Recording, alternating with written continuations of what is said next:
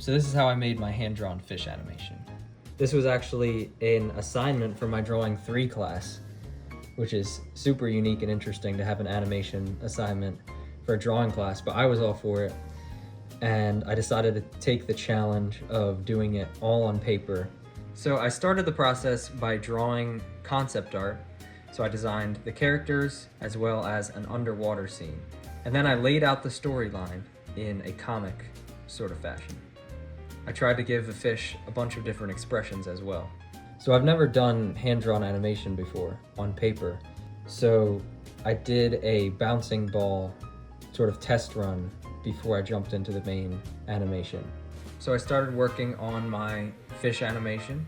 I did a keyframe style of animation, doing in-betweens between major key poses.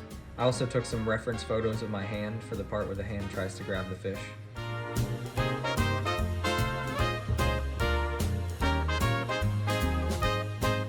This was the first pass. All the animation was pretty much done at this point, and now it was time to color.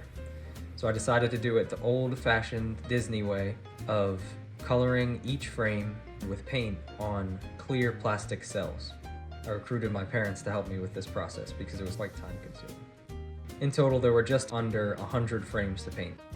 It was very fun sitting around the kitchen table though, painting each frame. So I did it in this way on the clear cells so that I can overlay each frame onto the background so that I can have a consistent detailed background the entire animation. This is how they did it back in the day on old Disney films. I also during this time was working on the background. I wanted the background and the character to have a lot of contrast. So I used colored pencils to contrast off the solid colors that the fish was painted with.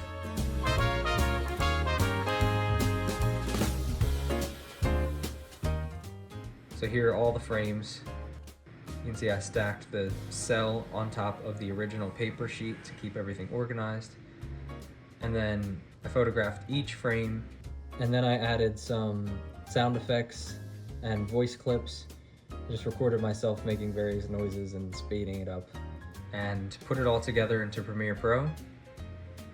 And made the final animation.